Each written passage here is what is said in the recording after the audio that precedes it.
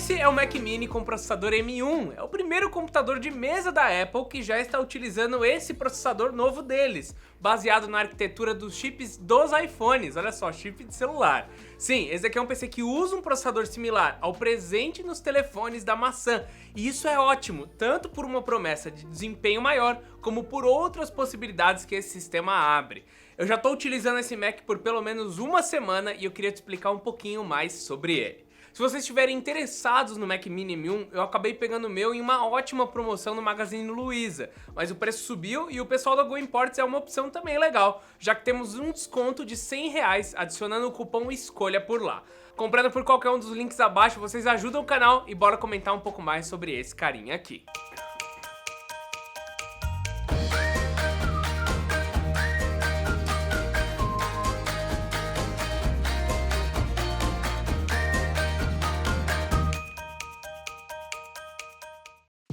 O Mac Mini sempre foi a porta de entrada em questão de preço para o mundo do macOS. Depois de subir muito de preço no ano passado e manter um desempenho baixo, o que deixou ele difícil de ser recomendado, chegou a hora desse carinha aqui brilhar de novo com uma porta de entrada para o novo processador M1, que consegue extrair mais de uma configuração muito parecida. Aliás, vale começar comentando sobre isso rapidinho. Os chips Apple Silicon são baseados na arquitetura ARM, utilizada nos celulares. Esse tipo de processador sempre foi focado em conseguir um bom desempenho com baixo consumo de energia, e basicamente a Apple ganhou e reinvestiu tanto dinheiro em processadores que começou a ter resultados melhores em seus próprios processadores do que nos da Intel. O doido é que esse avanço em desempenho só foi bem maior porque a GPU, memória RAM e a SSD estão basicamente integrados em um local único, reduzindo a latência entre todos os componentes. Enfim, nessa semana eu consegui testar bastante coisa nele e parece que ele é rápido mesmo para um equipamento de entrada, e é por isso que eu tava tão animado. Um equipamento pequeno assim consegui ter um desempenho melhor. Primeiro vamos começar com o Premiere Pro. Ele ainda não está funcionando para o Apple Silicon de forma direta, já existe um beta rolando com a empresa, já tem alguns resultados de outros canais falando sobre isso, mas eu testei o meu ainda com o Intel, fazendo uma emulação para o Apple Silicon, ou seja, ele pode perder um pouquinho de desempenho com isso.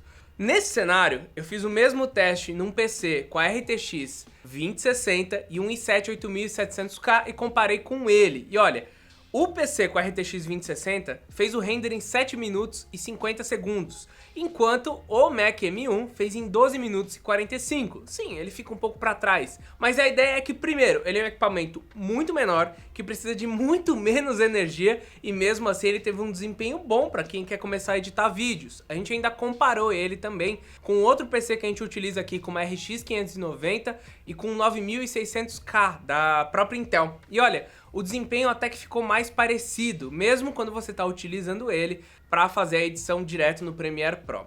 Isso eu não tô contando nem usando o Final Cut, tá? E também ele tá usando apenas 8 GB de RAM. A recomendação da Apple é que para editar vídeos em 8K você use 16 GB e para editar em 4K 8. No caso do Premiere Pro, eu acredito que lá na timeline 16 GB seriam melhores, porque ele dá uma leve engasgada, mas talvez na hora que chegar o Premiere Pro pro Apple Silicon isso já seja resolvido. Então vou esperar um pouco mais de tempo. Quando sair tudo bonitinho, eu faço review completa pra vocês, tá? O Riga, ele já conseguiu alguns resultados melhores no MacBook Pro M1 dele do que no MacBook Pro 16 em alguns aplicativos de edição de foto e vídeo. Então, realmente esse carinha tá muito potente. Outro ponto onde o Apple Silicon M1 evoluiu muito quando comparado com o Intel, que estava usando o HD Graphics no último ano, foi na sua GPU. Segundo alguns benchmarks, a GPU de 8 núcleos presente por aqui consegue atingir níveis muito parecidos com uma GTX 1650 ou até um pouco mais. O problema do macOS, na verdade, vai se tornar não ter uma galeria de jogos muito boa. Eu, por exemplo, consegui rodar Hades em 2K, em 4K foi mais difícil, mas em 2K rodou super de boa. O League of Legends, ele conseguiu rodar em resolução 1440p em 65 frames por segundo ou em 1080p com 85 frames por segundo no máximo, o que provavelmente dá pra você fazer até um streamzinho ali e ainda se manter nos 60 frames, ou até mesmo reduzir algumas outras características. Eu tentei jogar também Shadow of Tomb Raider e rodou no baixo em Full HD, então é um jogo um pouco mais complicado, dá pra chamar ele de um AAA e que rodou. E olha, em nenhum desses casos ele fez barulho. Eu acho que isso é o mais surreal. É um PC pequeno que não fez barulho e que ainda rodou nesses casos. A gente fica, na verdade, imaginando o que vai ser o M2, o M3 ou coisas do tipo. Além disso, a Apple ela promete um TDP ou um gasto energético bem menor para esse equipamento aqui.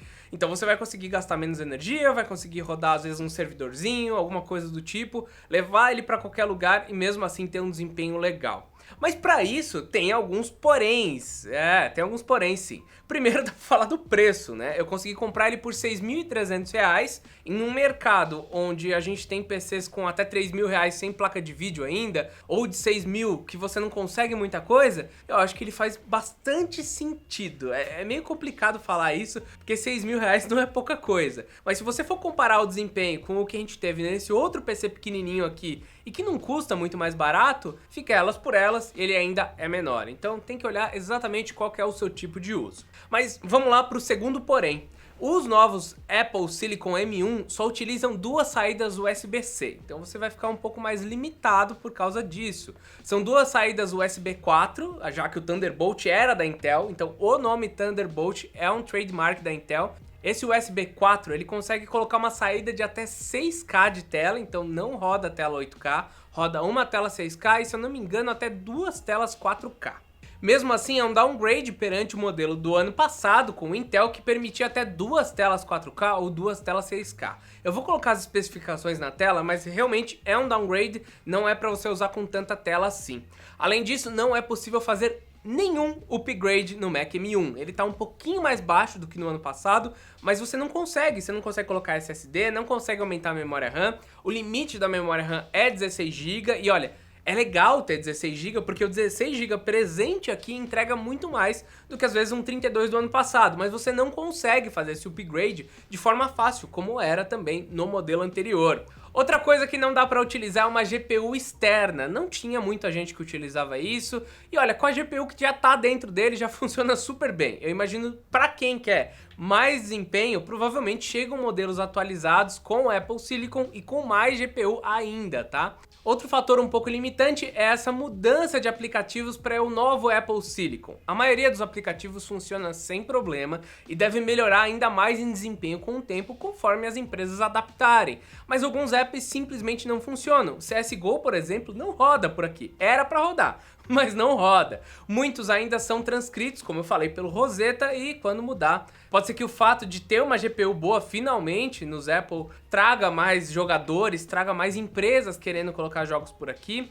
E tem um problema, né? Muita gente pegava um Apple, fazia o bootcamp, rodava o Windows dentro dele e conseguia jogar alguns jogos. Mas nós temos algumas limitações nesse ponto ainda, tanto de fazer a transcrição para o Windows, quanto alguns jogos rodarem mesmo dentro do Windows por causa do lance do processador. Eu fui tentar jogar Fall Guys, por exemplo, e ele simplesmente não deixa você utilizar, achando que você tá, sei lá, usando algum hack, porque você tá usando um processador que não era para estar sendo utilizado por aqui. Outros pontos para ficar de olho é que eu vi algumas pessoas reclamando de um probleminha de Bluetooth quando o cabo USB está conectado. Eu ainda não tive problemas, na verdade o meu problema é que quando eu desligo o computador ele não liga o Bluetooth de novo, então como o meu teclado é sem fio, eu preciso ligar um teclado, digitar minha senha, entrar no computador para ele finalmente ligar o Bluetooth e conectar tudo. Então é um probleminha chato que eu não sei exatamente se é um problema.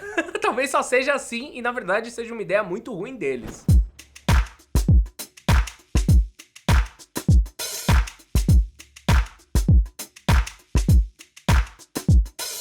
Sabendo disso, o Mac Mini M1 pode ser uma opção bem interessante com os computadores no preço nas alturas e ele finalmente entregando um desempenho que não fica mais tão para trás, além do que utilizando o macOS, que é um sistema que muita gente procura para usar o Final Cut, para usar às vezes o GarageBand, o Logic Pro ou outros softwares que realmente agregam um pouco mais ao sistema operacional e não só ao equipamento. Eu acredito que ele vai fazer bastante sucesso.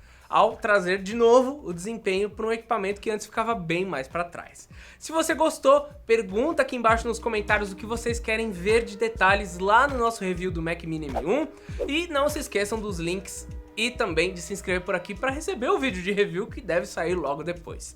Então é isso, eu espero que vocês tenham gostado e eu espero vocês no próximo vídeo. Até mais!